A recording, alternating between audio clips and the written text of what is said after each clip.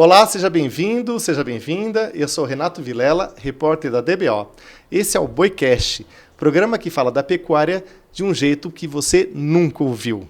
E você que acompanha nosso programa sabe que nós temos um apoio muito especial da Beckhauser. Inovar, industrializar e difundir tecnologia com foco na sustentabilidade. Esse é o compromisso da Beckhauser. Meu convidado de hoje é um dos maiores especialistas de carne de qualidade do país. Ele é consultor de projetos de carne de qualidade, sócio da marca BBQ Secrets, da Steakhouse Confraria do Fogo e dos açougues Confraria da Carne e 4X Farms, com unidades em São Paulo, capital, e Botucatu, no interior paulista. Eu posso dizer que meu convidado é uma grife. Seja muito bem-vindo, Roberto Barcelos. Obrigado pelo convite, é um prazer estar aqui com vocês, voltar aqui à DBO, que eu já vi em outras oportunidades, é sempre um prazer. Uma revista que sempre me acompanhou aí ao longo dessa jornada e era sempre um grande prazer e continua sendo. Todo mês está recebendo e me acompanhando aí as novidades, as matérias, então tenho um carinho muito grande por vocês aí. Muito obrigado, Roberto. Muito obrigado.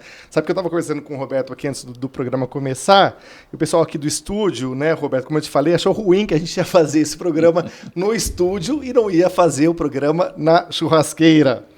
Mas vamos lá. Roberto, quando a gente fala, né, do seu nome, a gente associa logo a churrasco, né? Mas você é engenheiro agrônomo.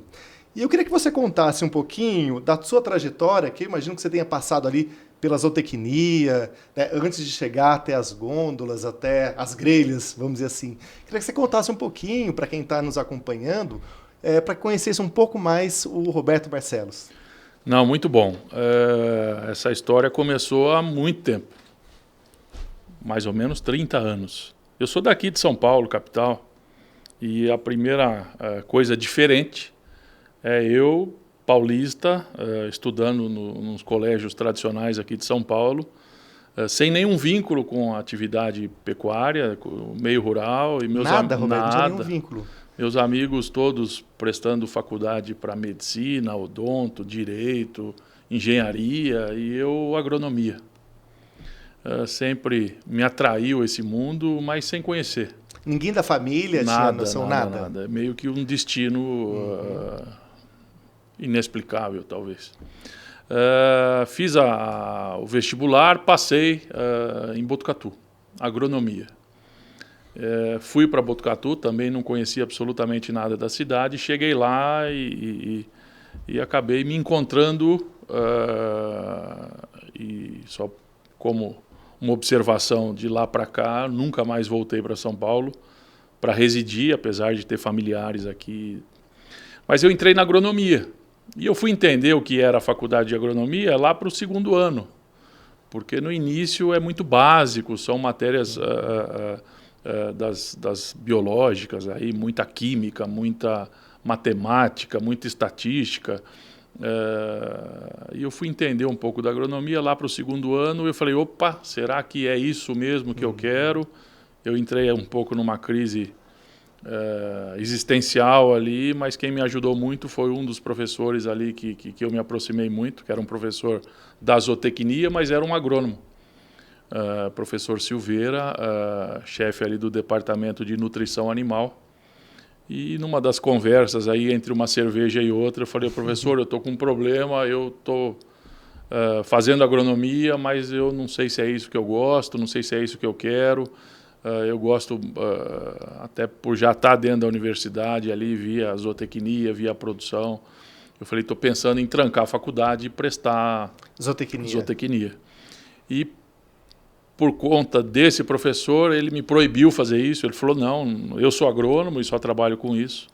Você começa a se direcionar. E ali ele me pegou como um pupilo ali, um estagiário, e eu devo muito do meu aprendizado ali por esse momento. E mal sabia eu que ali eu estava praticamente definido minha vida profissional e minha vida pessoal ali, porque eu realmente abracei, comecei a participar de todos os experimentos, visitar, viajar as fazendas nas férias, e E essa história que eu conto é uma história que eu me formei em 1995. Então foi antes completamente da minha vida profissional. E quando eu me formei, eu comecei a trabalhar com gado de corte. Na produção mesmo? Na produção. Eu era um agrônomo de formação, mas meio que um zootecnista ali, eu brinco que de coração, mas muito direcionado à nutrição, que eram algumas matérias que existiam em comum entre a agronomia, a zootecnia, a veterinária. O que diferencia o curso atual do curso que eu fiz é que lá não existiam as matérias optativas. Era uma grade fechada. Então, talvez hoje eu conseguiria, se fosse fazer a mesma faculdade, dar um direcionamento maior à zootecnia. Eu não consegui via currículo da faculdade, mas eu consegui via dedicação, via aproximação ali com esse departamento de zootecnia.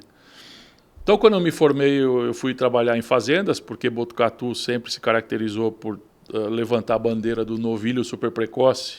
Quantas matérias na DBO eu vi dos professores ali o super precoce. Sobre o super precoce, que quem não sabe o que é, naquela época era bater um animal com 12 meses de idade, com 480, 500 quilos, que era hoje em dia já é uma coisa desafiadora, mas imagine há 25 anos atrás. Era uma revolução. Exatamente. E eu lembro muito das coberturas que a DBO fazia na universidade, nas fazendas onde eram produzidos. E eu estava sempre presente, mas como estagiário, como ali o staff ali de toda a operação. Comecei a trabalhar nisso, porque uma das fazendas dentro do estado de São Paulo buscava tecnologia, buscava uma profissionalização do negócio pecuária.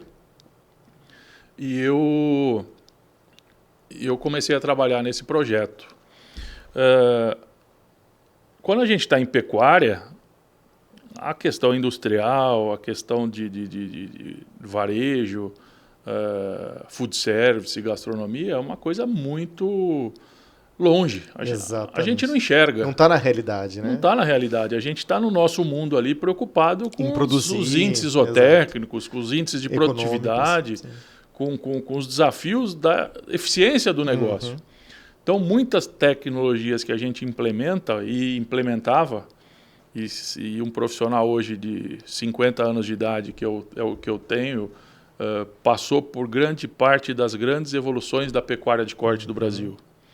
Desde do acasalamento, o cruzamento industrial, depois o Nelore um pouco mais focado em produtividade, as questões do SAPE, as questões da nutrição, novas estratégias de nutrição, sal proteinado, depois o sal das águas.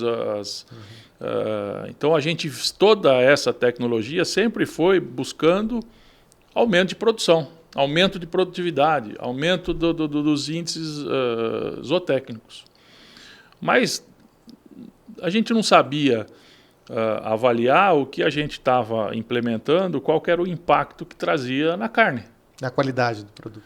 Mas também numa época que o que caracterizava o Brasil era a commodity. Tanto no mercado interno quanto para exportação. Talvez eu não tenho noção dos volumes de exportação há 30 anos atrás.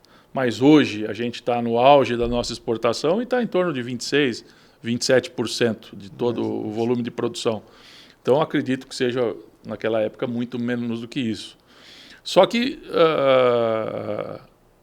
uma fase que o poder aquisitivo era menor, os olhos de quem consumia não estava tão voltado a esse processo aí de gourmetização que a gente teve através de outros produtos. Mas depois eu chego lá.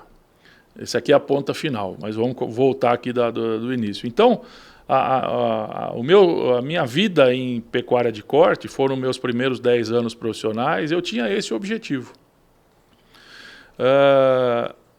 Quando eu comecei a trabalhar em um projeto, e esse projeto tinha um perfil agroindustrial... Um projeto de carne de qualidade? Não.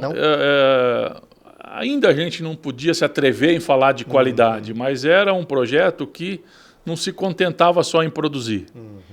Ele queria avançar dentro da cadeia. Só que avançar dentro da cadeia há 20 anos atrás, 25 anos atrás, era sair da pecuária, de dentro da porteira e ir para dentro da indústria. Sendo que ninguém conhecia absolutamente nada de frigorífico. A gente sabia que o boi tinha 2 picanhas.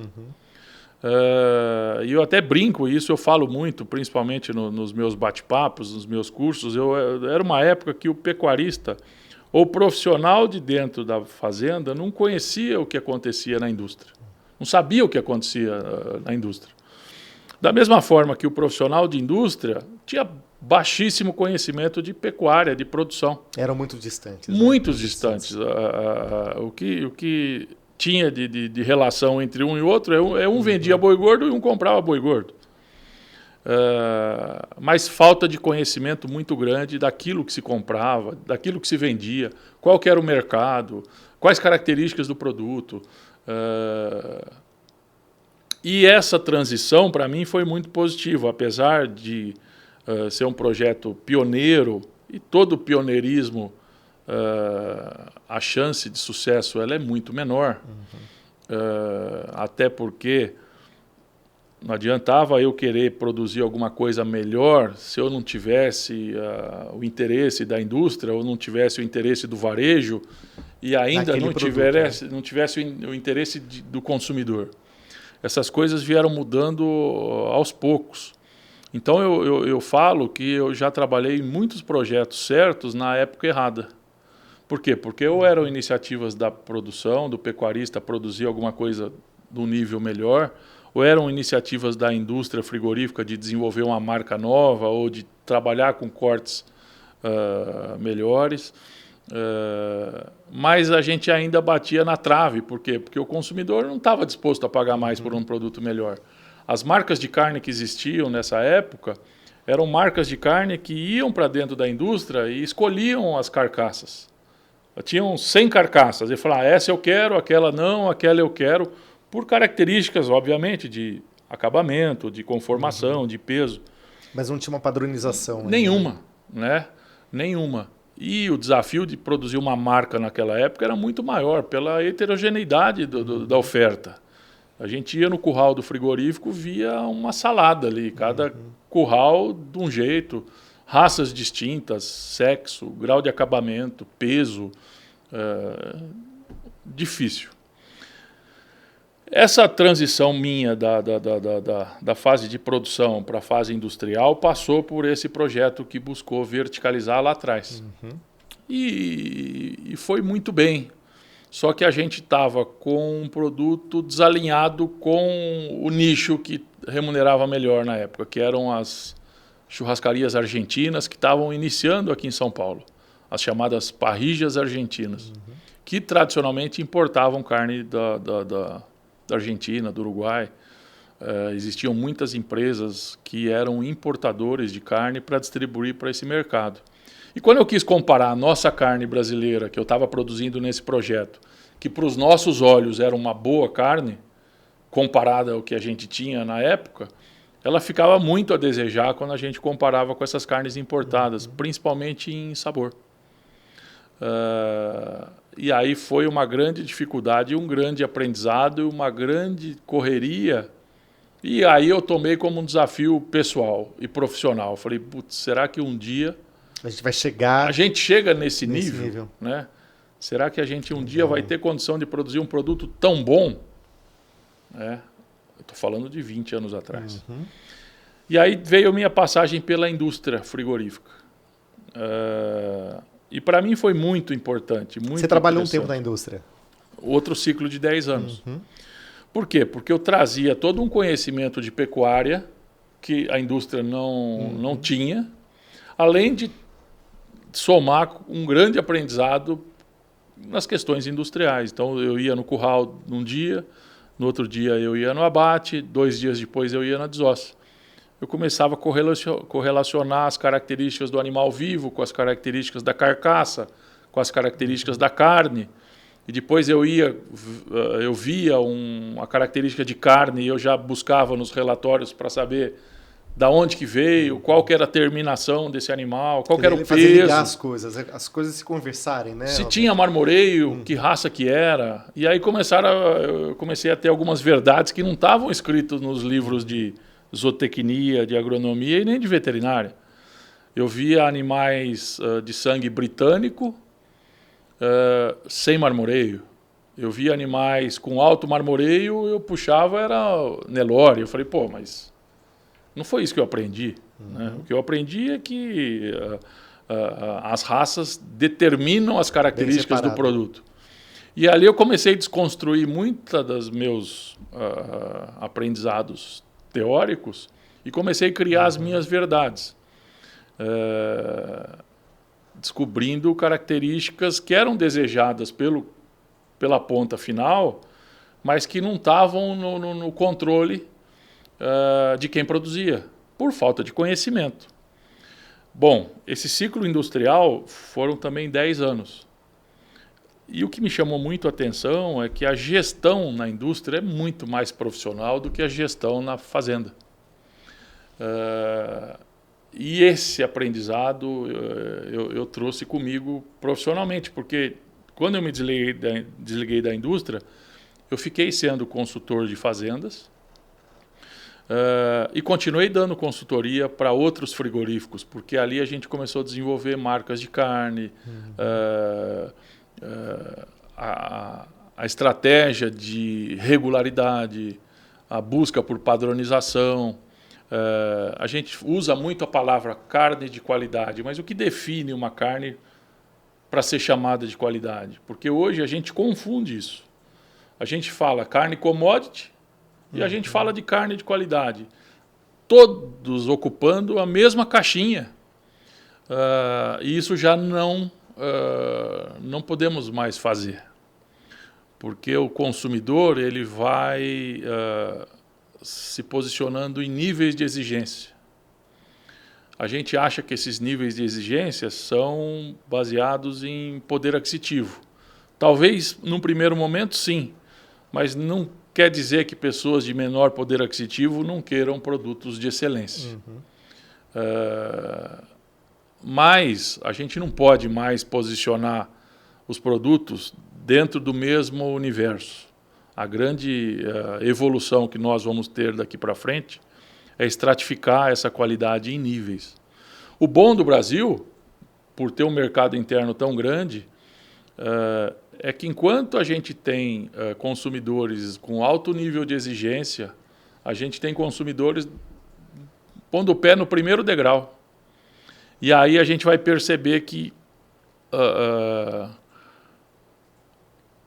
a exigência são distintas e a disponibilidade de pagamento é distinto. Um erro que eu cometi em vários momentos da minha vida profissional. Eu sempre achei que os meus clientes tinham o mesmo nível de exigência que eu. Então, eu comecei a elevar o nível de qualidade nas lojas que eu dava consultoria e nas lojas que eu próprias, que de repente eu comecei a me afastar de um consumidor de um poder aquisitivo menor. Por quê? Porque eu achei que o meu cliente pensava junto comigo. E o grande aprendizado é, não, você precisa ter um produto de excelência que vai custar, sei lá, R$200 o quilo, mas eu preciso atender uma demanda de um cliente que busca um nível melhor, mas não tem o dinheiro para pagar esses R$200 o quilo. E aí a gente vai saindo desse universo do commodity, entrando do nicho. Só que quando eu faço essa comparação, eu estou já entrando do nicho do nicho. E a gente não pode pensar que o nicho do nicho é o pensamento da cadeia como um todo. O terceiro ciclo de vida profissional é esse ciclo de 10 anos que eu me encontro para completar os 30 anos de atividade profissional, é que eu me aproximei muito do consumidor final. Então, eu queria te perguntar justamente isso. Como é que você faz depois essa passagem fazenda que você explicou, indústria e o varejo? Né? O que te desperta ali depois para chegar nessa ponta? Como eu atuava na pecuária e eu comecei a atuar visando agregar valor ao produto, Por quê? A gente percebeu que o nível técnico a gente atinge um patamar que seria o potencial genético daquela fazenda, o potencial produtivo, desculpa, e a gente não consegue passar daquilo. Existe uma limitação de animais por hectare, existe uma limitação de taxa de fertilidade, de nascimento, peso de desmama. A gente consegue melhoria desses índices. Mas o ponto que a gente começou a olhar foi assim, bom, o próximo passo é agregar valor. E agregar valor, a gente começou a direcionar as estratégias para produzir melhor, para poder buscar uma agregação de valor melhor, já olhando muito o que o mundo fazia, principalmente Argentina. Depois eu fui para a indústria e eu fui responsável em implementar programas de qualidade. Então eu tinha um relacionamento muito estreito com fazendas, com produtores, e do outro lado os clientes da indústria eram os grandes restaurantes. Na época que eu comecei na indústria, as melhores carnes iam para os melhores restaurantes. Essa melhor carne não chegava ao consumidor final, não chegava ao churrasqueiro. E ali eu comecei a entender que faltava um ajuste ali, faltava uma articulação para o melhor produto chegar para o melhor cliente. E tinha um espaço ali para poder atuar, né, Romero? E como eu me aproximei muito desse público, principalmente dos chefes de cozinha, dos grandes restaurantes, dos grandes supermercados, das boutiques de carne que estavam iniciando naquela época, a reclamação era a mesma entre todos. Falta de qualidade. A carne que eu recebo essa semana é diferente da carne que eu recebo semana passada, e vai ser diferente da que eu vou receber semana que vem. Essa era a maior preocupação. E eu sabia exatamente por que isso acontecia. Porque a indústria frigorífica não conseguia controlar a matéria-prima que chegava no curral de abate. Então, se ela não consegue controlar a matéria-prima que chega no curral de abate, como é que ela consegue prometer uma padronização de produto para o restaurante? O supermercado reclamava de falta de padrão. Tinha marca de carne que iniciava, ou alguns projetos que iniciavam com um produto bom, passava 2, 3, 4 semanas, tinha aquela variação. E eu sabia exatamente por quê, porque eu já tinha vivido dentro da fazenda, eu sabia da dificuldade biológica de padronização. Eu estava dentro da indústria, eu sabia da dificuldade de coordenar um produto abatido a 52 semanas por ano. E eu comecei a entender que a reclamação era constante. Aí eu falei, opa, aqui temos uma grande oportunidade. Desse limão aí, vamos fazer uma limonada. Eu comecei a conversar e brincar com as pessoas, né? Falei, se eu conseguir te entregar um produto bacana, bom, com padronização e com regularidade, você seria meu cliente? Todos falavam, aonde que eu assino? Amanhã, imediatamente. Aí eu falei, opa, surgiu um negócio. Escala e padrão, né, Roberto? Eu estava numa mão com quem queria isso e na outra mão eu sabia quem tinha perfil para produzir. E as coisas começaram a acontecer de uma forma muito rápida. E aí eu comecei a ligar os pontos. E esse ligar os pontos me fez desenvolver uma marca de carne. Nesse momento eu já estava como consultor, eu dava consultoria em algumas fazendas, e eu falava para essas fazendas, vamos produzir com um animal com essas características, e você vai receber um diferencial de preço por entregar um produto desse nessas condições, com essa regularidade.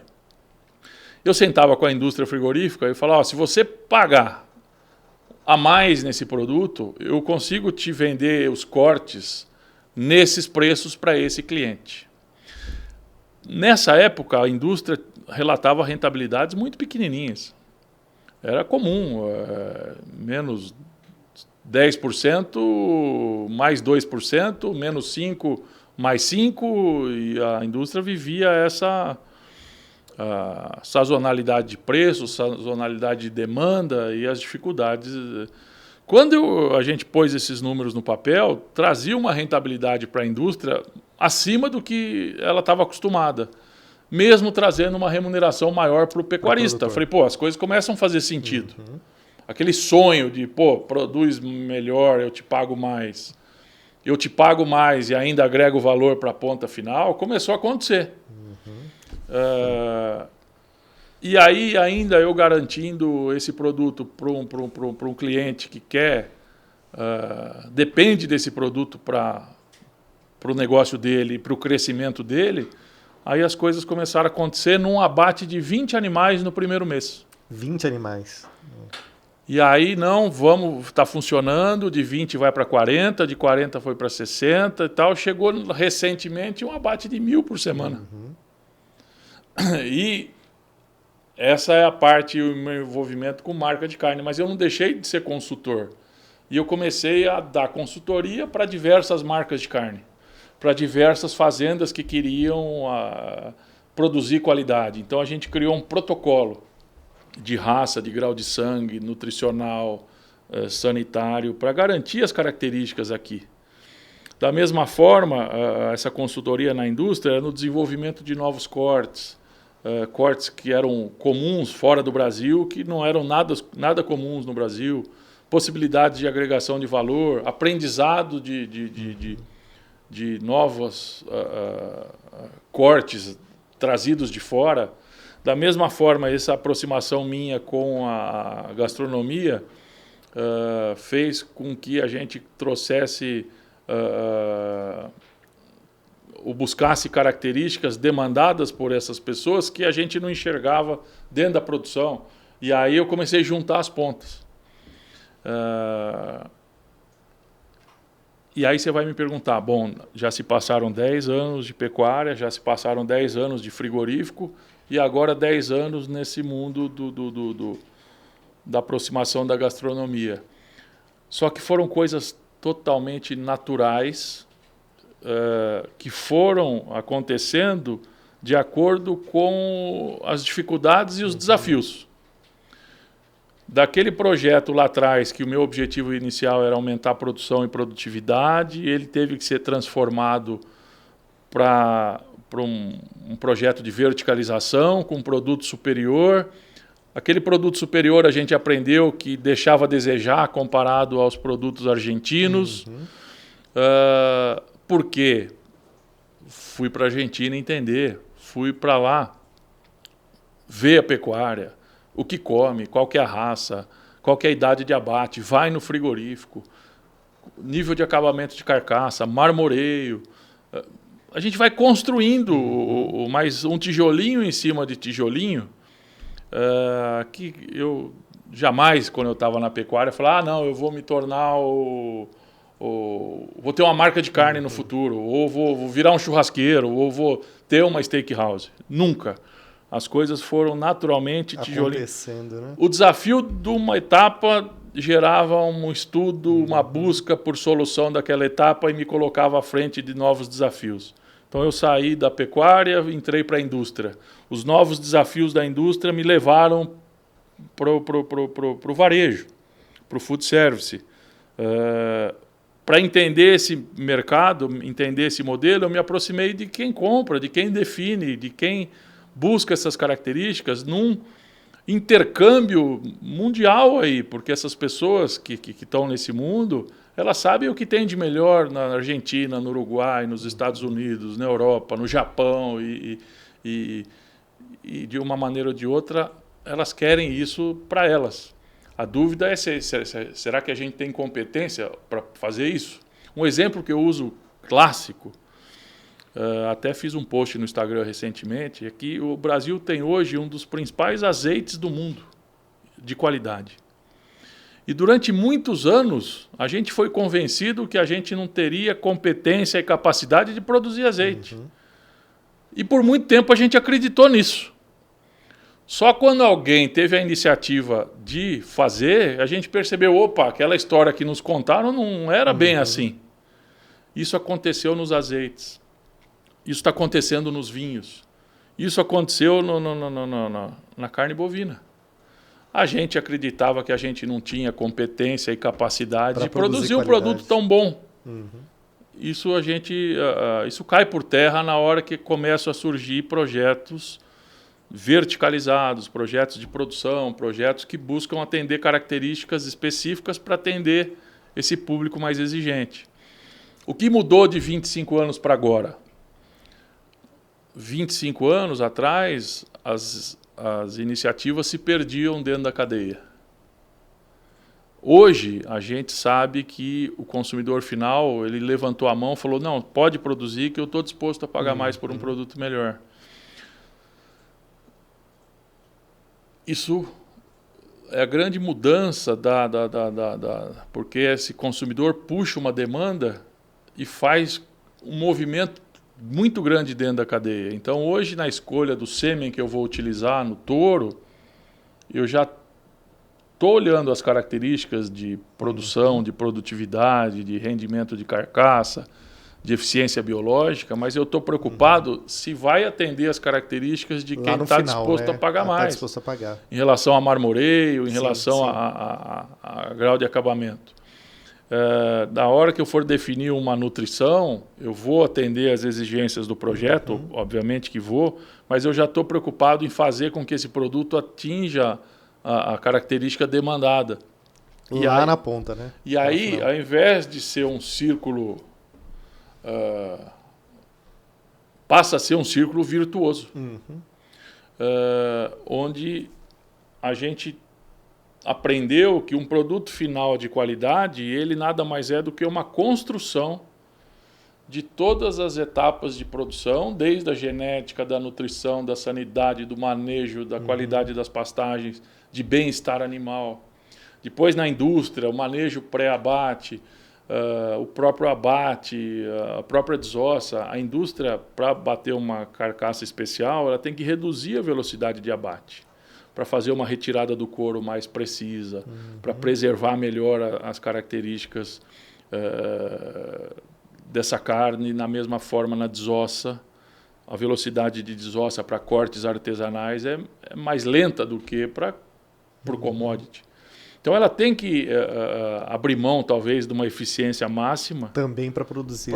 Então, para a indústria, passa a ser um processo de produção mais caro. O rendimento dela de desossa de uma carcaça com mais gordura é pior do que o rendimento de desossa de uma carcaça commodity. 5%, 8% pior, ela tem que absorver esse custo. Mas o que a gente percebe é que esse movimento passou a ser irreversível.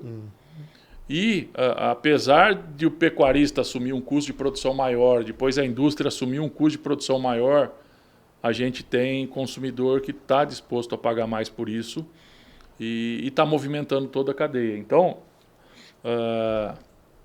se eu fosse muito otimista, quando eu comecei lá atrás, eu não imaginaria o nível de qualidade que a gente chegou. Porque hoje eu vou na Argentina, no Uruguai, busco os melhores produtos, vou nos melhores restaurantes e não consigo comer lá a carne que hoje nós comemos no Brasil, das boas marcas de carne, dos projetos verticalizados, das cooperativas. Então, isso mostra que a gente conquistou, a gente atingiu nossos objetivos, mas agora, daqui para frente, é entender se esse é um produto para mercado interno, se esse é um produto para exportação, se a gente vai incentivar quem produz para assumir um custo de produção maior, ou quem produz vai buscar o seu próprio caminho dentro da cadeia, ou a gente vai começar novas parcerias. Quando eu penso no commodity, eu estou pensando no pecuarista produzir. A indústria frigorífica compra o boi gordo, abate, vira carcaça e vira cortes. Ela trabalha mercado interno e exportação. Isso é commodity. Cada um ali está buscando a sua máxima eficiência, a sua máxima rentabilidade, o seu máximo rendimento. Quando eu entro na qualidade, isso já não permite. Eu preciso de um compromisso, um comprometimento maior entre todos os participantes para fazer o melhor produto, chegar no produto, no melhor cliente. E talvez a relação de oferta e procura não permita isso. Eu preciso de um compromisso, de um comprometimento, talvez através de contratos. Perfeito. Roberto, queria tocar num ponto aqui, né? Que a pecuária brasileira ela viveu uma verdadeira revolução com a chegada do boi China, né, que estabeleceu ali o limite de 30 meses.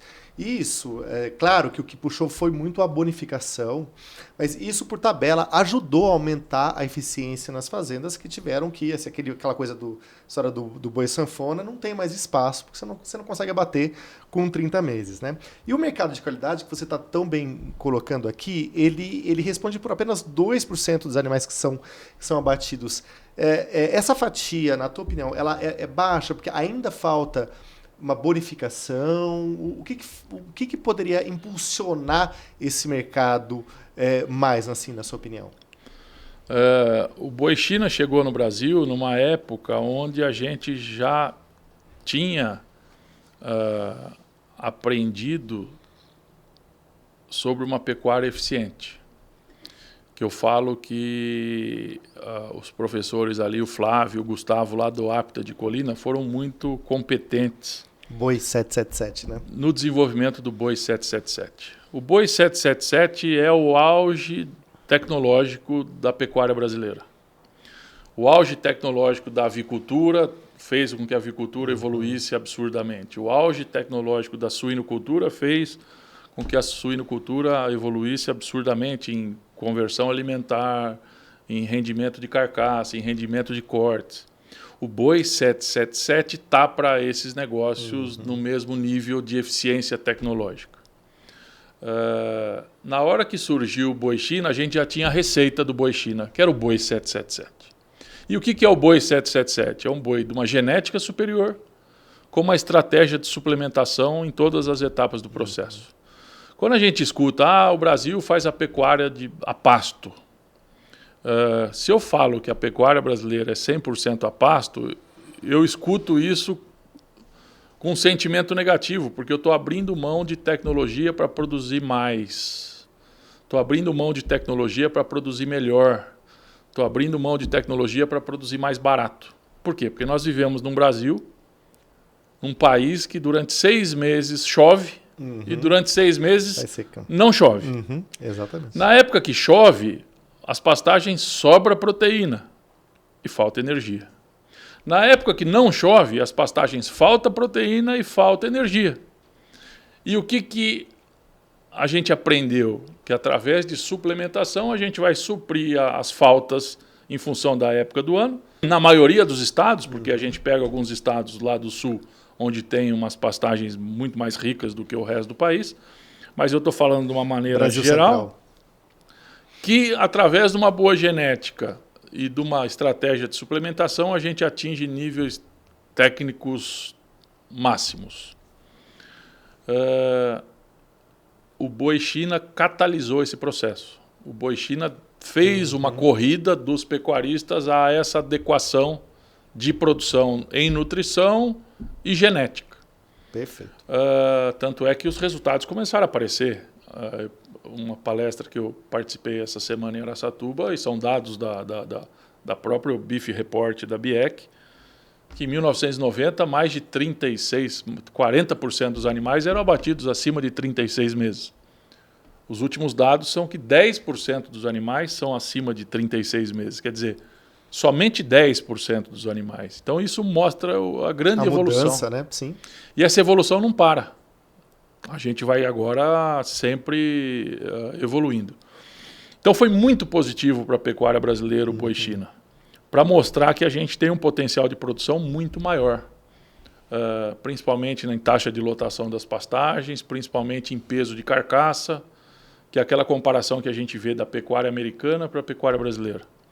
Os Estados Unidos tem metade do rebanho do Brasil e produz 20% mais carne que o Brasil. Por quê? além de outras eficiências reprodutivas, o peso de carcaça é 100 quilos a mais para a pecuária americana. O mesmo indivíduo tem 100 quilos a mais de carcaça. Então isso traz um impacto na produção de carne muito grande, e isso a gente já começou a aprender também, e a gente já está aumentando naturalmente os pesos de abate. Né? Bom, por que eu fiz essa introdução e por que eu estou falando muito sobre esse boi China? Porque isso para mim é o auge do nível de tecnologia para commodity. Aí você vai me perguntar, bom, mas o que é esse animal perante o mundo da carne de qualidade? E aí que vem uma grande observação. As tecnologias que existem hoje para aumentar a produção e produtividade e a eficiência me afastam das características desejadas pelo consumidor final quando ele busca um produto de qualidade, principalmente no acabamento, no marmoreio. O impacto de fazer a pecuária no macho inteiro versus o impacto de fazer a pecuária no macho castrado. E não se faz carne de qualidade com macho inteiro. Definitivamente não.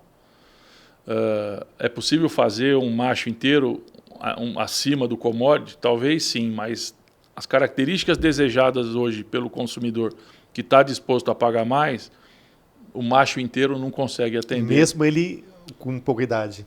Mesmo com pouca idade. Porque o que ele busca hoje é sabor, é suculência, é maciez.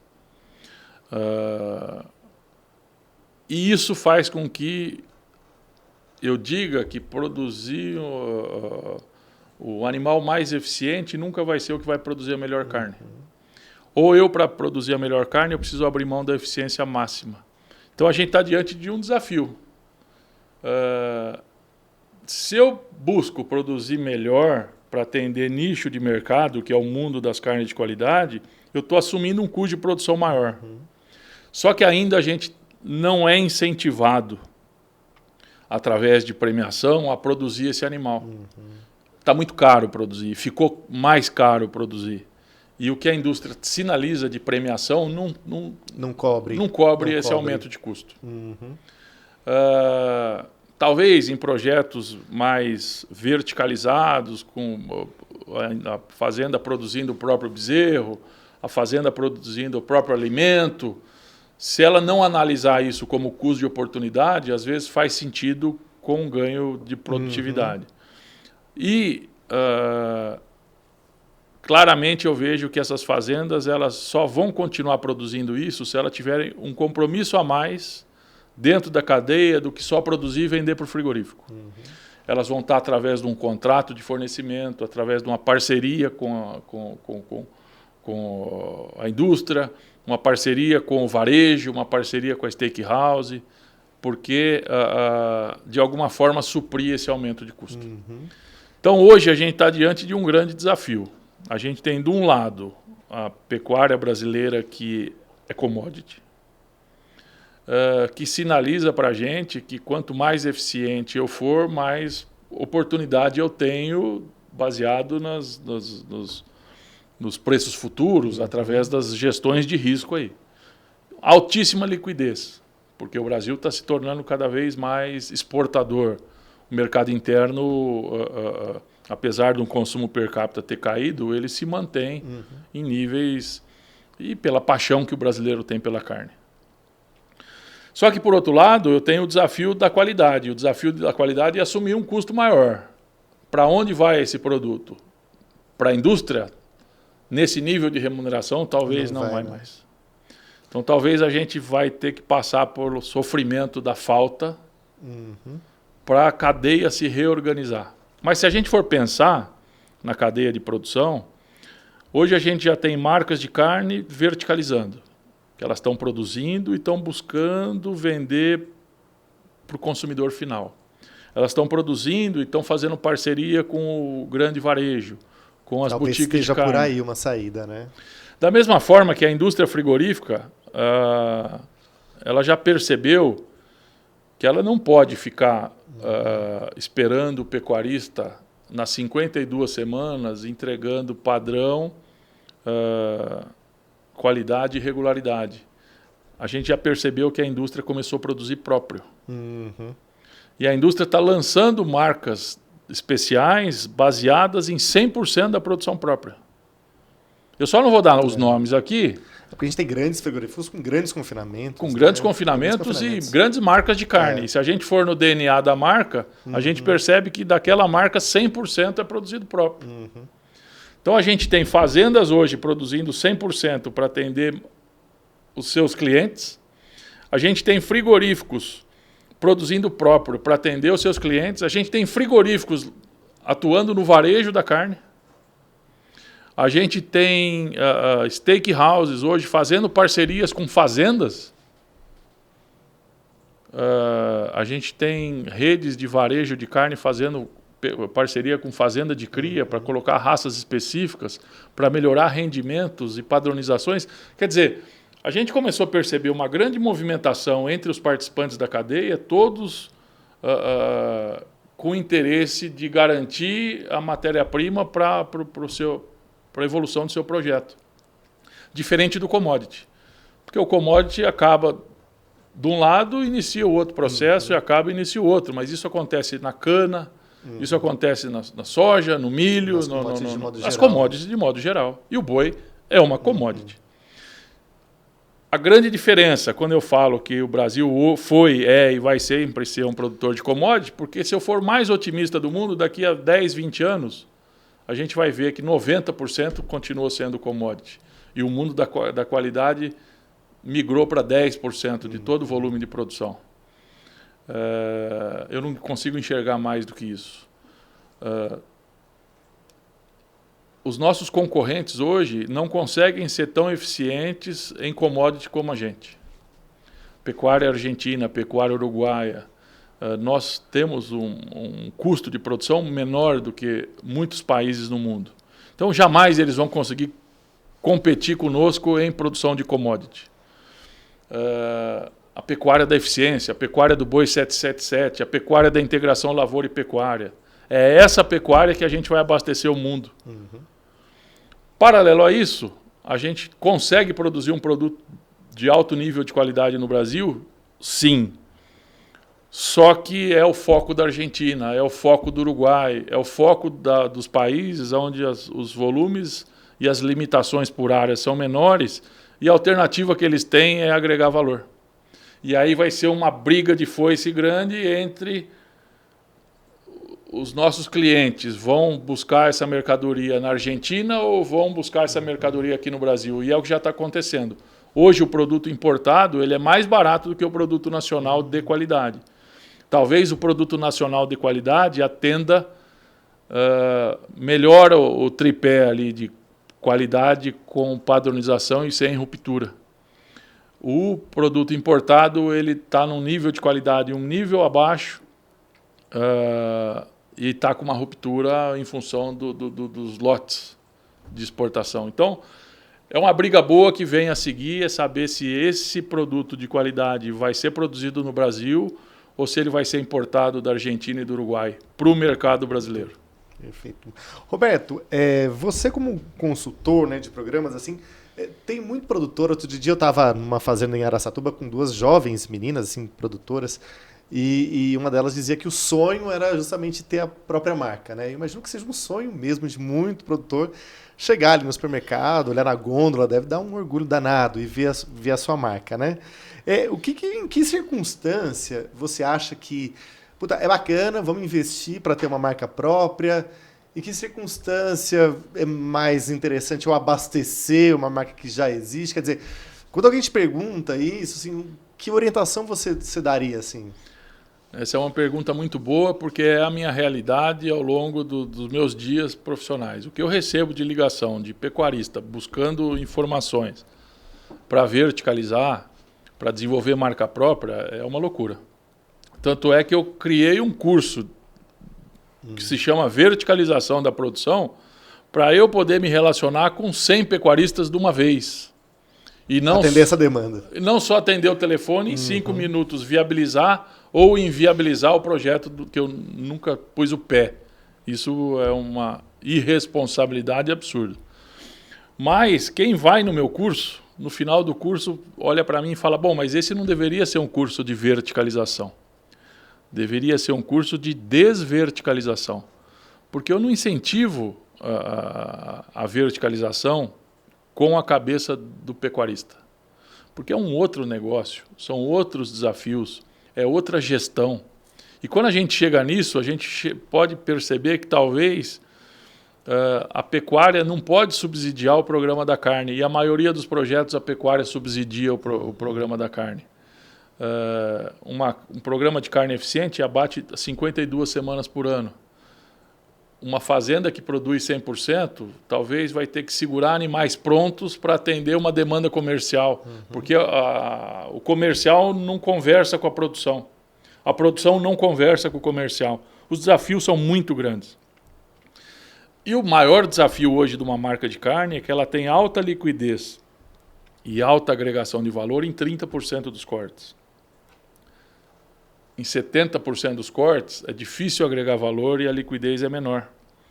Então, ao invés de pensar num projeto de verticalização, onde você vai produzir o animal, você vai pagar uma taxa de abate, depois você vai pagar uma taxa de desossa, depois você vai se ver com o desafio de ter todos os cortes na mão e você vai ter que operar uma indústria de distribuição de carnes.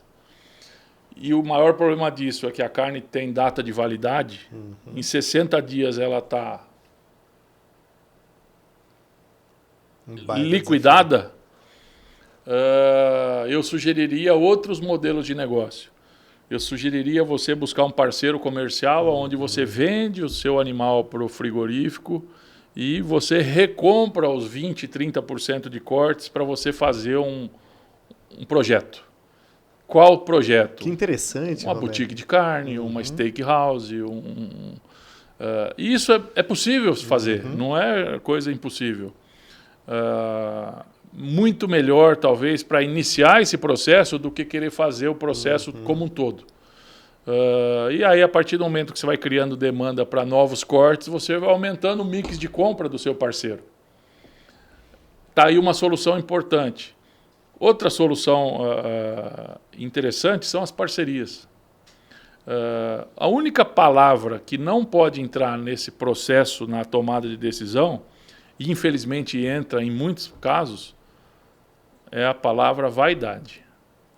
Eu produzo qualidade porque eu recebo o troféu na prova de concurso de carcaça. E o custo de produção para se produzir uma carcaça premiada? Independente do prêmio, e o custo de produção versus é negócio. É o que importa, exatamente. É negócio. Eu quero ter uma marca na gôndola do supermercado. Putz, imagina que prazer. Eu não tenho dúvida que é um prazer imenso ter uma marca própria ou um produto final materializado, que é todo um trabalho de anos e de gerações. Mas e a viabilidade disso? E os desafios disso? Será que as fazendas têm esse perfil?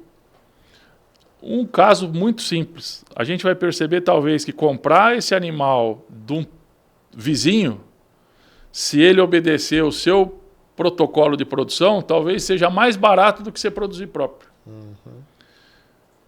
E talvez seja uma solução interessante. É você produzir 10%, 20%, mas incentivar outros parceiros com produzindo. Um protocolo similar ao seu. Sim. Então, e o maior erro que todos cometem é produzir a quantidade acima da sua capacidade comercial. Você comoditiza o seu projeto da noite para o dia. O maior inimigo de uma carne de qualidade é ela sem demanda. Então é saudável aos projetos trabalhar com o freio de mão puxado. É ter a demanda maior do que a oferta. Fantástico, Roberto. O cliente, quando ele percebe isso, ele vai pegar o seu produto, ele vai enxergar como um troféu. Conseguir. Legal. E quando a gente pensar em carne de qualidade daqui para frente... Excelentes dicas. A gente vai estar olhando lá, putz, que produto bonito, com marmoreio e tal, o que ele vai me proporcionar? Ele vai me proporcionar maciez, sabor, suculência. Mas hoje o valor de uma marca não se resume a isso. A gente tem que contar a nossa história, tem que mostrar como os animais são produzidos, se faz bem para a saúde, se faz bem para o planeta. São outros valores, sustentabilidade. Outros valores que fortalecem a marca de carne. Né? E eu tive a oportunidade de trabalhar muito com marketing. Apesar de ser agrônomo, eu sou um marqueteiro atrevido, um marqueteiro amachado. Um grande aprendizado foi num estudo de marketing que eu tive a oportunidade de trabalhar quando eu trabalhava na antiga Bons Mara Bife, que depois virou Açougue Feed. Eles encomendaram um estudo de marketing que se chama Design Thinking. E ali você analisa as influências na tomada de decisão da compra. E a gente consegue perceber o perfil do consumidor, sexo, idade, geração, poder aquisitivo. E isso tudo mostra claramente com quem você tem que se relacionar, como você tem que se relacionar. E se você aprende isso como marca, independente de ser uma marca de carne, pode ser uma marca de qualquer coisa, você deixa de ter uma relação comercial. Você passa a ter uma relação emocional com o seu cliente. Você deixa de conversar com o bolso do seu cliente, você começa a conversar com o coração do seu cliente. E ali você vai perceber que se o seu cliente, antes de consumir o seu produto, ele tira uma foto e põe no Instagram, aí você conseguiu esse alinhamento emocional e o seu produto está muito bem posicionado aos olhos desse seu cliente. Então isso tudo é valor de marca. Esses conceitos são aplicados no café, nos vinhos, nas cervejas artesanais. Agora está chegando no mundo das carnes, mas é um grande aprendizado. Tem uma universidade de Buenos Aires que faz um curso de sommelier de carnes. E tem um primeiro brasileiro formado, chama André. Sommelier de carne. Sommelier de carnes. Imagine agora a gente ir num restaurante e vir um sommelier de carnes mostrando o produto, como foi produzido, quais características, qual terroir. Exemplo dos vinhos, né? Exemplo dos vinhos, né? A gente já começa a atingir outros patamares. E a coisa mais incrível, e eu comecei a olhar muito para isso, é as diferenças das características de produto em função do terroir. O produto produzido nas pastagens de trevo e azevém lá do Rio Grande do Sul, lá de Santa Catarina, tem características únicas, diferentes das carnes produzidas no Pantanal, no Araguaia, na Amazônia. O que confere uma característica própria mesmo para aquele produto. Né? E as pessoas querem comprar o produto, mas as pessoas, antes de comprar o produto, elas compram a história do produto. Isso faz todo sentido para esse mundo que é o nicho. Não podemos confundir. Carne commodity é para abastecer o mercado interno que quer preço. O consumidor que quer preço, se a carne bovina sobe, troca por frango, troca por ovo, troca por salsicha. A tomada de decisão de quem compra carne para o dia a dia é por necessidade. Nicho de mercado. A tomada de decisão do nicho é por prazer. Quem compra alguma coisa por prazer sobe o nível de exigência, está disposto a pagar mais por um produto melhor. E ali preço não é o que vai determinar impeditivo para a tomada de decisão. Né? Ali são maciez, sabor, suculência, quem produziu, como foi produzido, se faz bem para a saúde, se faz bem para o planeta. O que tem em comum entre esses dois mundos? Carne. O que tem de diferença entre esses dois mundos? Tudo. E aí eu começo a perceber que vai ter um animal ideal para o dia a dia e um animal ideal para o final de semana. Talvez o animal ideal para o dia a dia seja o boi 777. E o animal ideal para o final de semana sejam os protocolos de marcas de carne. E tem espaço para todo mundo, tem espaço para todas as raças, tem espaço para você contar a sua história, mostrar como você trata os seus animais. Essas novas gerações, geração Z, elas estão flertando com o veganismo. É muito comum. Minha filha não come carne, meu neto não come carne e tal. Mas não porque elas não querem a proteína vermelha na sua dieta. É que existe uma associação de consumo de carne a sofrimento animal. Então a gente não está fazendo a nossa lição de casa. Exatamente. É uma comunicação que falta fazer ainda, né, Roberto? Produzir alimentos gera impacto ambiental. Isso é sabido. Agora, como produzir alimentos gerando um menor impacto ambiental?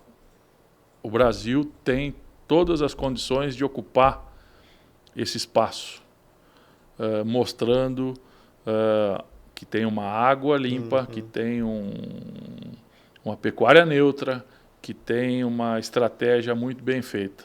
Acho que exemplos não faltam, né, Roberto? Talvez o que falte mesmo é comunicar melhor isso, né? Para que essa informação chegue nesse público que... Não queremos com isso varrer os problemas para baixo do tapete. Exatamente. Existem problemas. Sim, sim, sim. O que acontece no Brasil é corrupção. Quem faz errado não é punido. E quem faz errado não é punido, toda uma classe acaba tendo que responder por poucas pessoas, por uma quantidade menor de pessoas que não são punidas. Se de fato a gente tivesse um direcionamento de punição para quem trabalha errado, talvez a gente não teria que estar respondendo tanto com esses assuntos como a gente tem hoje. Perfeito. Roberto, bom, a gente vai continuar aqui com o Roberto Barcelos, conversando muito mais sobre carne, sobre varejo. Agora a gente vai para um breve intervalo comercial e, na sequência, a gente volta aqui com esse bate-papo com o Roberto, consultor de projetos de carne de qualidade. O Boicast tem o patrocínio da Beckhauser e inovar, industrializar e difundir tecnologia na direção de uma pecuária mais sustentável. Esse é o compromisso da Beckhauser. Uma ideia que deu origem a um produto disruptivo, que preza o renovável e reciclável, se preocupa com o bem-estar animal e também humano, através de uma produção responsável, para garantir um mundo mais sustentável.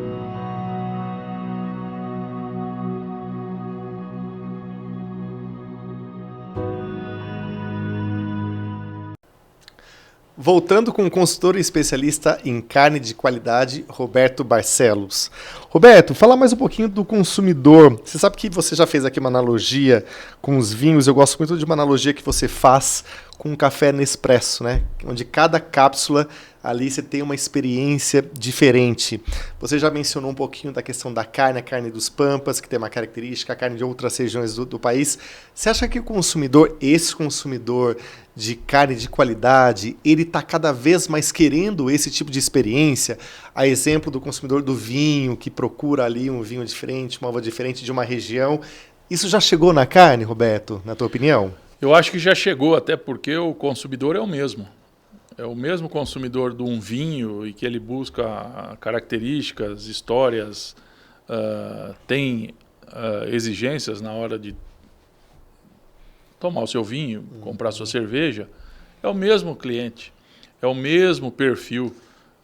Então, até agora, ele nunca foi desafiado, ele nunca teve essa oportunidade, mas a partir do momento que ele tiver carnes com características distintas, eu não tenho a dúvida que ele vai querer trazer isso para o seu churrasco. Imagina o charme de você ir num churrasco de final de semana e você ter, essa carne é de uma novilha Nelore, um projeto que seleciona para marmoreio.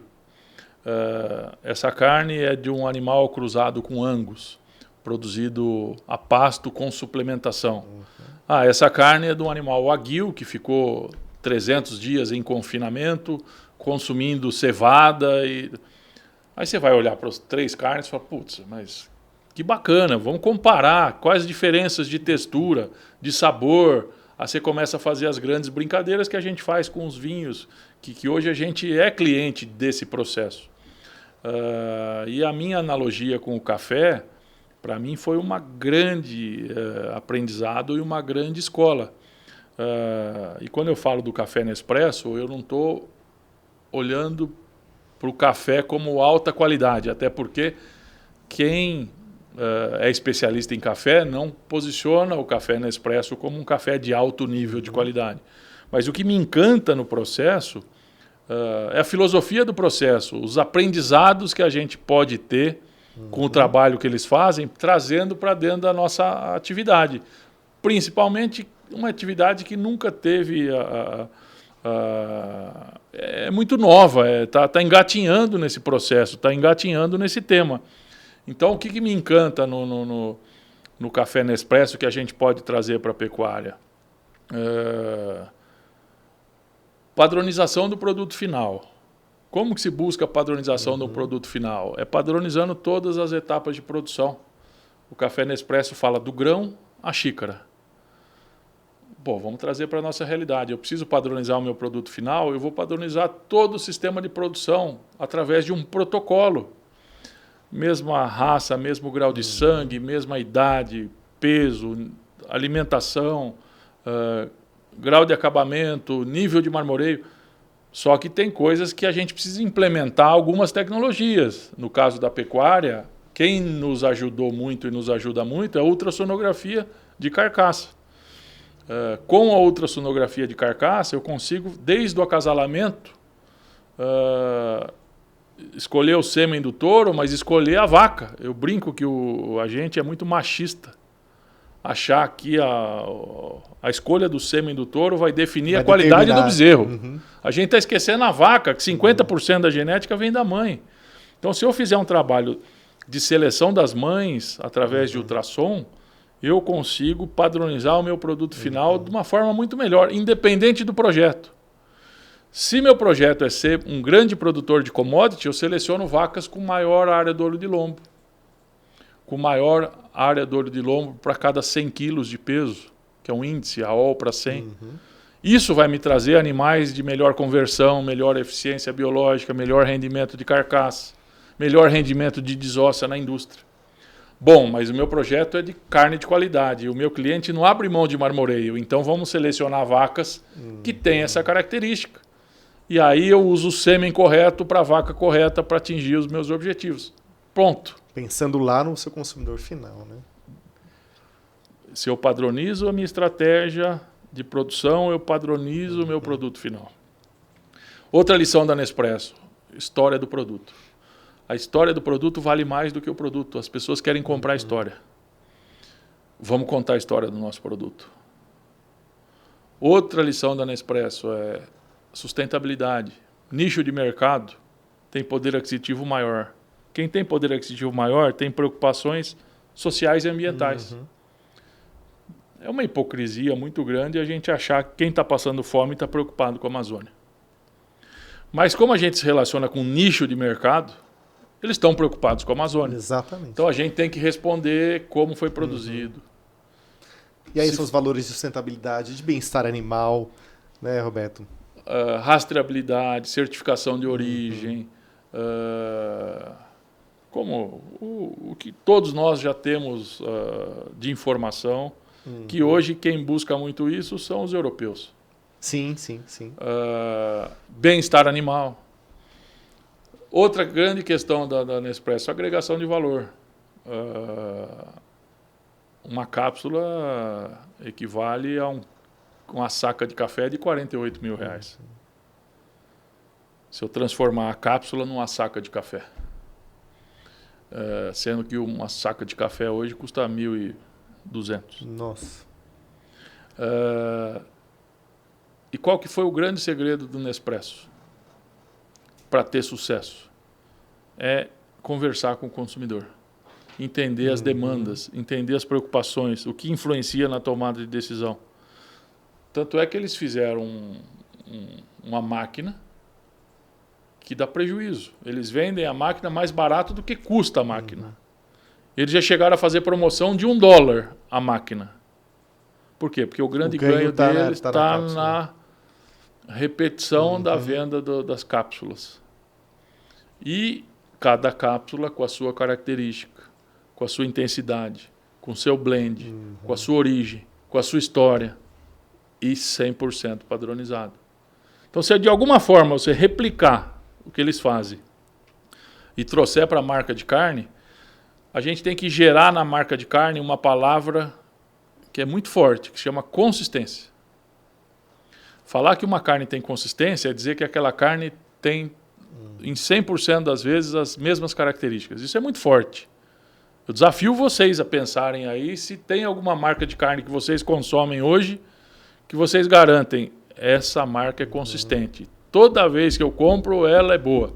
Se a resposta for sim, a chance de sucesso é enorme. Se a resposta for não, ela vai ser substituída pela primeira marca que entregar mais consistência. E é isso que a gente precisa trazer para os nossos projetos. E, infelizmente, a indústria não consegue entregar consistência, porque ela é refém do pecuarista. Quem determina a qualidade é quem produz. Está aí, talvez, uma das respostas da indústria estar produzindo animais próprios. Deixa de ser refém, né? Está aí, talvez, uma das respostas para o produtor se diferenciar e entregar o produto lá para o produtor, para o consumidor final. Existe uma sintonia muito grande entre quem produz e quem consome. Imagine você numa estrada, aí você passa na estrada, está lá, mel diretamente do produtor. Frutas diretamente do produtor. Às vezes você está com tempo, está tranquilo, você, vou parar. Aí você vê um doce, é uma sintonia absurda, principalmente quem está nas grandes cidades. Se você souber que aquele produto veio lá do produtor, ele ganha status. A indústria quebra um pouco essa relação direta. Essa relação, essa sintonia. Então, esse resgate, eu acho que vai começar a acontecer de novo. Como acontece nos vinhos na Europa. Essa vinícola produz 1000 garrafas desse vinho. Ah, mas eu tenho demanda para... Não, são só 1000. São só 1000 com valor agregado. Se você quiser, é isso aqui, mas é um baita de um produto. Quando eu começo a pensar desse jeito, eu começo a poluir um pouco o meu discurso. Porque eu vou buscar um nicho do nicho do nicho. E quando eu penso no nicho do nicho, eu me afasto do commodity de uma maneira geral. E às vezes eu estou respondendo uma pergunta, eu estou falando do nicho, as pessoas que estão escutando estão pensando no commodity. Falam, esse cara está louco. O que ele está dizendo aqui, como que o frigorífico vai me pagar mais? É uma dificuldade, eu passo a mão no telefone e quero negociar. Não. A necessidade e as especificações fazem as grandes mudanças. E aí que eu quero separar para vocês. O que é commodity vai ser sempre commodity. E a grande indústria frigorífica vai ser sempre commodity. Quando a grande indústria frigorífica começa a olhar para o mundo da qualidade, ela vai conseguir, durante o período que não houver a organização da cadeia. Porque quando houver a organização da cadeia, a solução para as grandes marcas, ou para as marcas de qualidade, são as pequenas indústrias, que não conseguem ter a eficiência da grande indústria, mas conseguem se diferenciar em relação ao produto. São as cooperativas, né? A gente vê isso. São as cooperativas, né? Os frigoríficos menores. Pequenos, exatamente. E tem uma coisa que me chamou muito a atenção, e a gente vai ficando mais velho, eu vou construindo, armazenando histórias. E essas histórias eu sempre ponho em pauta quando existe no Brasil uma associação dos açougues, Associa. E eu fui numa palestra de um senhor que era o presidente dessa associação. Não me recordo o nome, mas isso me marcou de uma maneira muito forte. Ele foi convidado como presidente da Associação Brasileira dos Açougues, aí na inauguração de um grande supermercado na Europa. E ele era um grande evento, uma festa, um monstro de uma unidade. E chamou a atenção dele que ele estava lá nessa inauguração e na frente tinha um pequeno açougue. E ele via que as pessoas iam no açougue com frequência ali. Entrava e saía gente com frequência. Aí ele, uma certa hora, ele largou a inauguração e foi no açougue.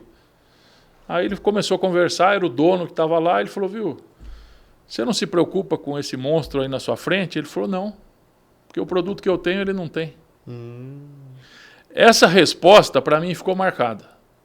A grande solução para muitos projetos, quer seja fazenda, frigorífico, supermercado, boutique de carne, é trazer essa filosofia. O produto que eu tenho, meu concorrente não tem. O produto que eu busco, só eu busco.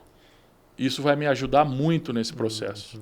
Imagine uma boutique de carne aqui na rua.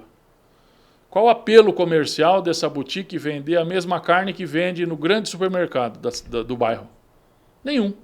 A chance dessa carne estar mais cara do que no açougue do bairro é muito grande. Por quê? Volume. Uma escala menor, sim. Agora, e se ele se diferenciar e tiver uma marca única, uma marca própria? Aí ele não tem concorrente. Por maior que seja. Por maior que seja, O concorrente dele. vai ter sempre o cliente buscando Algo bem específico. Né? Algo diferente. E se esse produto entregar padronização, história para contar, sustentabilidade, rastreabilidade e selo de qualidade? Ele é único. Ele é único. Não tem concorrência. Vai ter um lugar cativo ali. No coração do cliente, não é na churrasqueira do cliente. Perfeito. Roberto, eu queria que você contasse um pouquinho agora de um lado, assim, que talvez a gente não conheça, que é como é que é o Roberto consumidor, né? Quando você chega num supermercado, com um boutique de carne, o que você olha no momento que você vai comprar? E queria te perguntar se você também come outras carnes de frango, peixe. Queria que você contasse um pouquinho isso. Eu sou um bom consumidor, até pelo meu biotipo você já percebeu isso. Mas eu sou apaixonado por gastronomia, eu gosto muito de inventar, de estudar. Eu, se tivesse 20 anos menos de tempo e dinheiro, talvez eu me aventuraria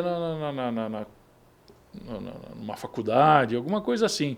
Como não dá gastronomia? tempo... Como você cozinha? Muito. Como não dá tempo mais e a gente não tem nem tempo para isso, eu me aventuro nos meus finais de semana. O que você faz na cozinha, Roberto? Putz, tudo que você possa imaginar, tudo.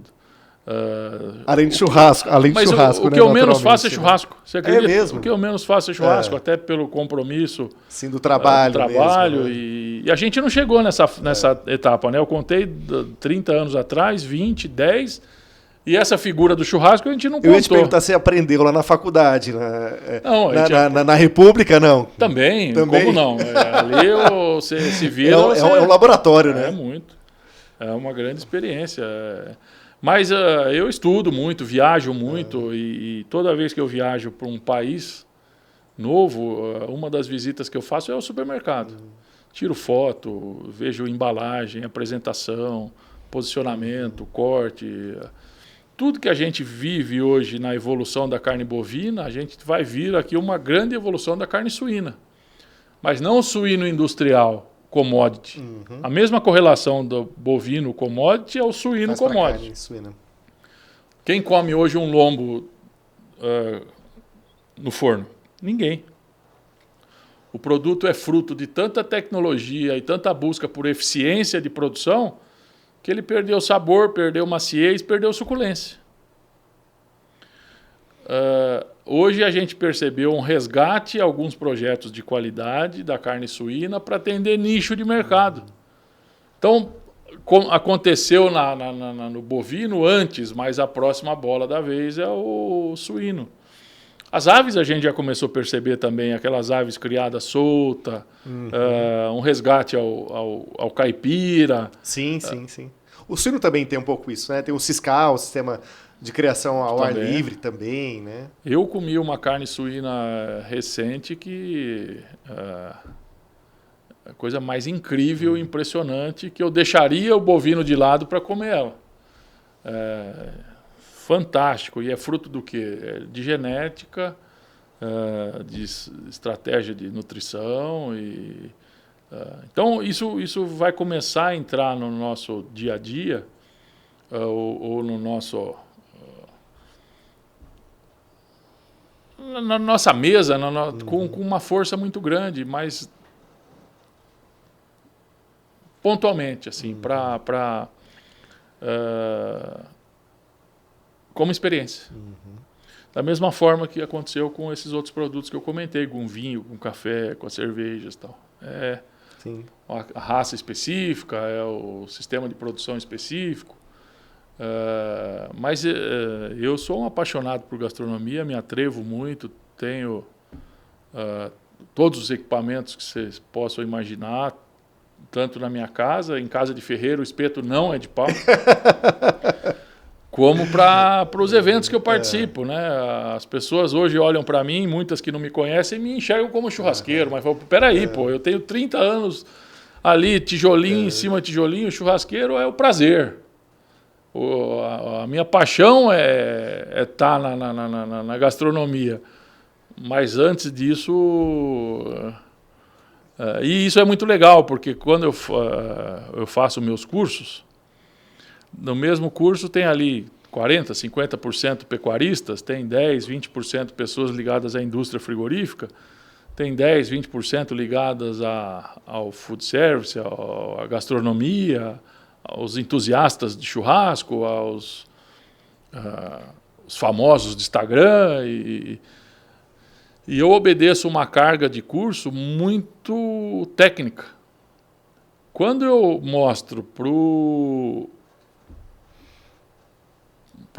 pessoal do frigorífico para frente a bioquímica da nutrição, a questão genética, as questões de sanidade e tal, eu faço de propósito. Por quê? Para as pessoas que estão fora do mundo da carne entender tudo que envolve toda a complexidade, né? De se produzir um bom produto, entregando as características ali.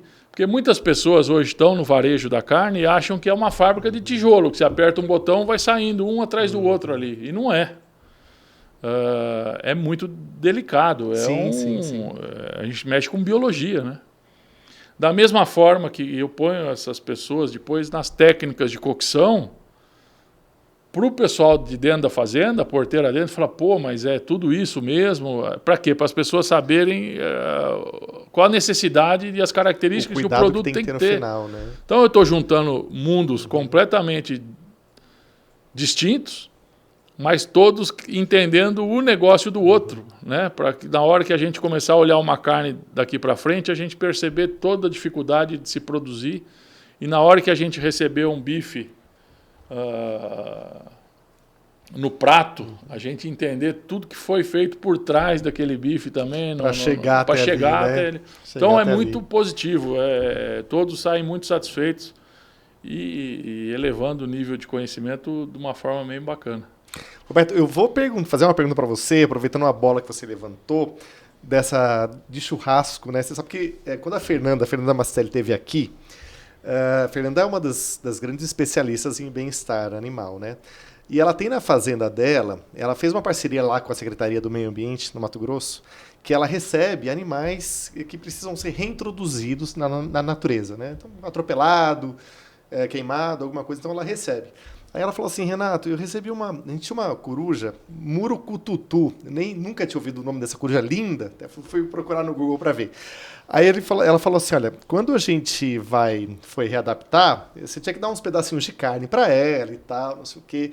Então ela, o marido ali, estavam readaptando e dando um pedacinho de carne. Aí quando eles foram fazer um churrasco na fazenda, acredite você que a coruja apareceu, né? Então eles vão fazer um churrasco e dar um pedacinho de carne para a coruja. Aí ela falou assim, olha, Renato, nos últimos churrascos, ela não só apareceu, na mesa. Não, ela trouxe outra coruja. A gente aqui no estúdio falou assim, nós vai também, né? Porque para aproveitar, né? Mas fantástico, né? Assim, achei uma coisa sensacional. Estou te contando essa história só para falar um pouco de churrasco. Que eu queria falar assim, como é que o Roberto se descobre churrasqueiro, né? Que é essa faceta que todo mundo, hoje, muita gente, a gente está, claro, na DBO, então a gente conhece o seu trabalho dentro do sistema de produção, de modo geral, mas muita gente conhece como churrasqueiro, né? Quando é que apareceu essa faceta sua? Então, foi muito em função já apaixonado por gastronomia, já participando de reuniões com os amigos, familiares e sempre exercendo muito a questão da degustação, né? Porque a degustação nada mais é do que uma validação daquela etapa. Só que eu sempre trabalhei nas etapas anteriores, então eu precisava entender a raça A, qual que é o produto, raça B, a pasto, confinado. O caroço de algodão dá gosto. Putz, será que o caroço de algodão dá gosto mesmo? Daqui, vamos experimentar. Putz, é verdade mesmo. Tal, né? Então, a gastronomia eu sempre tive um grande envolvimento. Só que quando começou esses festivais de churrasco, e o pioneiro nisso foi a Fazenda Churrascada, depois vieram vários festivais no Brasil todo, Bárbaros, bom, eu não vou me recordar de todos aqui, mas as marcas começaram a olhar para esse movimento de uma maneira muito bacana. Por quê? Porque num festival de churrasco, ali está o seu potencial cliente. Uhum. É um cara que tem um poder aquisitivo maior, por quê? Porque ele paga ali uma taxa de 300, 400 reais para estar degustando carnes, cervejas, música o dia inteiro. E eu comecei a perceber que não tem melhor método ou meio de divulgar o seu produto se relacionando com o seu potencial cliente, através das mãos de um chefe que vai preparar o seu produto de uma maneira melhor possível. Então as marcas de carne descobriram os festivais de churrasco. E em vários desses festivais eu fui assar carne. Por quê? Porque eu precisava ter essa interação com o consumidor final do churrasco. Eu já tinha a interação da indústria quando eu era produção, eu já tinha a interação do varejo quando eu era indústria, eu já tinha a interação do cliente da carne quando eu era açougue. Ela falou, não, agora a minha interação é com o consumidor de churrasco. Qual que é o ponto? Com sal antes, sal depois. E ali eu fui para a linha de frente. Eu falei, não, eu sou a personificação da minha marca. Nessa época eu já tinha a marca de carne. Eu falei, bom, eu vou me apresentar ao meu cliente, que vai ser a personificação da minha marca. E foi aí que começou esse processo. E eu comecei a participar no Brasil inteiro. Nordeste, Sul, Sudeste, Centro-Oeste. Estava eu lá fazendo churrasco e conversando com pecuaristas sobre pecuária, com a indústria sobre a indústria. E esse grande bate-papo. Alguns eventos a gente fazia desossa ao vivo. Outros eventos a gente fazia um tipo de preparo, outro tipo de preparo, e entendendo esse movimento. E ali muitas pessoas começaram a me enxergar como um churrasqueiro, mas sem me conhecer nessa. E nada mais é do que a última etapa. Então eu sou o Roberto, consultor de fazenda e produtor. Eu sou o Roberto, consultor de frigorífico, e presto serviço em alguns outros frigoríficos. Eu sou o Roberto, consultor de boutique de carne, de varejo, de steakhouse. Dali eu me vi diante de dono de açougue, dono de restaurante, com uma marca de carne. Eu falei, não, agora eu sou o Roberto churrasqueiro. Para mostrar as diferenças em cada processo, as preocupações de cada processo, e o erro de um processo atrapalha o melhor característica do produto lá na ponta. Então é toda uma sequência e uma construção de qualidade. Eu consigo piorar um produto bom, mas eu nunca consigo melhorar um produto ruim. Mas isso desde a saída da fazenda, depois vai para a indústria, depois vai para o varejo, depois vai para o restaurante, depois vai para a grelha. E esse conceito é muito forte. Eu consigo piorar, mas dificilmente eu consigo melhorar. E com isso a gente constrói o que é a nossa carne de qualidade. E hoje em dia virou tudo um grande prazer. O que eu escolhi há 30 anos atrás, numa tomada de decisão de ir para Botucatu, mal sabia eu que eu estava definindo o meu destino. Eu casei em Botucatu, meus filhos, dos meus 3 filhos, 2 são nascidos em Botucatu. Uma filha nascida em Araraquara, num período que eu morei em Araraquara para trabalhar em um projeto. E hoje em dia, contando toda essa história, 30 anos depois, eu não posso pensar que não foi o destino que me fez chegar aqui, mas sempre com muita paixão, muito profissionalismo e muita alegria de acreditar lá atrás e hoje ver essa grande evolução é uma satisfação muito grande. Impressionante, Roberto, você revisitando essa história, como as coisas fazem sentido quando elas foram se entrelaçando, se conversando e que naturalmente te levaram aí nessa trajetória, né, muito multifacetada. Roberto, para encerrar aqui, num dos artigos que você escreveu aqui para a DBO, eu marquei uma frase que eu gostei muito. Você disse: o churrasco deixou de ser uma refeição para se tornar um estilo de vida. Então, antes de encerrar o programa, eu queria que você desse uma dica de um bom churrasco para as pessoas. Imagino que o pessoal também está esperando isso aqui. Ninguém faz churrasco quando está triste. Ninguém faz churrasco quando não gosta, quando com pessoas que não gostam. Muito bom. A definição de fazer um churrasco parece que inicia um ritual. É um gatilho na nossa cabeça de bem-estar. A gente vai escolher a carne, a gente vai escolher o vinho, a gente vai escolher a cerveja. E aquilo tudo entra numa sintonia de prazer. Hoje o churrasco é uma grande celebração. A gente faz churrasco com os amigos, com os familiares, com uma boa cerveja, um bom vinho, uma boa música. E isso se tornou um estilo de vida. Até pouco tempo atrás, churrasco era uma refeição. As pessoas acendiam fogo, ia lá, comia, todo mundo levantava e ia embora. Hoje a gente curte o churrasco que começa às 10 da manhã e acaba às 4, 5 horas da tarde. E é justamente como eu enxergo isso. E é justamente com o que fez com que esse movimento ganhasse volume, esse processo de democratização. Aí não tem classe social, aí não tem estilo de música, aí não tem... É super democrático. E o bom mesmo, e ele cai no perfil do brasileiro. Então o churrasco é o prato do Brasil. É o que define o Brasil como característica, como perfil. E então a gente hoje, durante a semana, a gente programa o churrasco do final de semana. E no final de semana a gente já organiza o da próxima. Cada vez na casa de um. Uma celebração, né? Sempre numa celebração. Então é a palavra que define tudo isso, é uma grande celebração. E como dica de churrasco, eu posso dar uma dica filosófica ou uma dica de churrasco? Por favor, as duas. Bom, carne boa aguenta desaforo.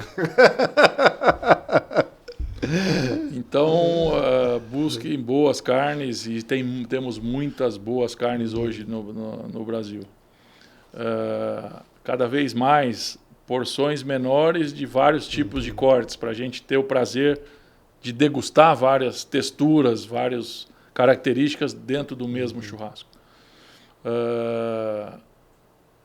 Cada vez mais as pessoas estão comendo carnes mais mal passadas. Isso também é um benefício, porque a carne tem 75% de água. Então, cozinhar a carne, o processo de cocção é administrar a quantidade de água. Quanto mais água, mais crua. Quanto menos água, mais passada. Então, se você comer uma carne mais mal passada, você está comendo mais suculência. Uma carne mais bem passada, ela perdeu muita água, ela tem menos suculência.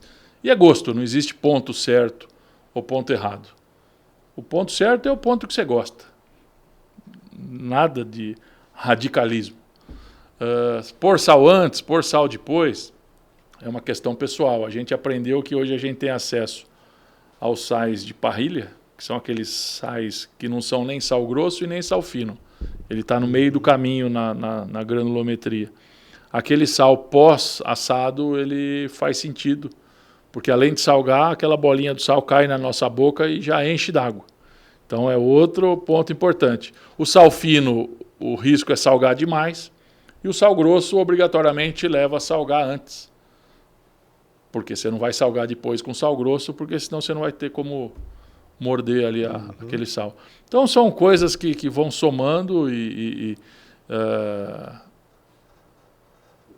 olhem muito para as carnes, data de produção e data de validade, evitar carnes com a data de validade, a data de produção muito avançada, a data de validade muito curta, olhar para uma embalagem a vácuo, não comprar as carnes com aquele excesso de líquido, que se chama exudato, aquilo mostra que a carne sofreu variação de temperatura. É importante isso. E quando a carne sofre variação de temperatura, ela fermenta, as bactérias elas entram numa zona de perigo, elas começam a se multiplicar e podem fermentar aquela carne. As pessoas falam, eu não gosto de carne embalada a vácuo, porque ela tem um cheiro forte, eu não gosto do sabor. Na verdade, não é o problema do vácuo. É o problema da onde você comprou a carne, ela talvez não armazenou na temperatura correta. Porque uma carne a vácuo na temperatura correta, ela está ali perfeita. Então, evitar esse excesso de líquido. O marmoreio é importante para sabor, para maciez, para suculência. Prefira cortes com mais marmoreio. Colorações de carne, quanto mais clara a carne, talvez mais jovem seja esse animal, talvez com uma tendência de ser mais macia. Coloração de gordura. As gorduras mais amarelas são de animais que passaram pelo pasto. E quanto mais tempo de pasto, mais amarelo, porque o pasto tem alguns carotenoides que se fixam na gordura. Mais amarelo significa mais sabor. Mais branca significa menos sabor. Eu posso ficar horas aqui batendo papo. Estou achando ótimo, são excelentes dicas. Mas a questão mais importante é utilize a desculpa do churrasco. Essa é a filosófica. Perfeito. Utilizem a desculpa de fazer o churrasco para se encontrarem com quem vocês gostam, se relacionarem com seus amigos, com seus familiares, uma energia positiva, sendo feliz, celebrando a vida. Porque são esses momentos que vão fazer falta, quando as pessoas começarem a fazer falta. Então, utilizem a desculpa do churrasco e sejam felizes. Roberto, queria agradecer muitíssimo. Muito bonito esse seu encerramento. Obrigado por ter abrilhantado o nosso último episódio da nossa primeira temporada do Boicast. Muito obrigado pela sua presença. Obrigado, um prazer estar aqui na DBO e envolvido com a DBO. Me dá um grande prazer quantas viagens eu já fiz com a revista me acompanhando para, em alguns momentos ali, estar lendo, esperando, batendo papo, e realmente um grande prazer. E me traz muito boas lembranças e é uma maneira de eu retribuir tudo isso ao longo desses 30 anos de jornada e estar aqui hoje com vocês, batendo papo com vocês. Eu que agradeço. Obrigado, Roberto.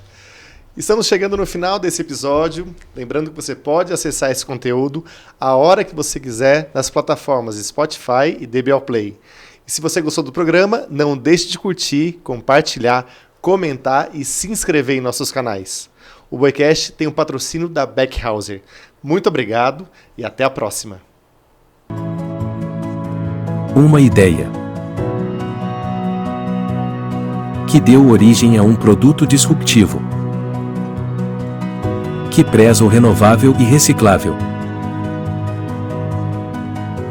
se preocupa com o bem-estar animal e também humano, através de uma produção responsável, para garantir um mundo mais sustentável.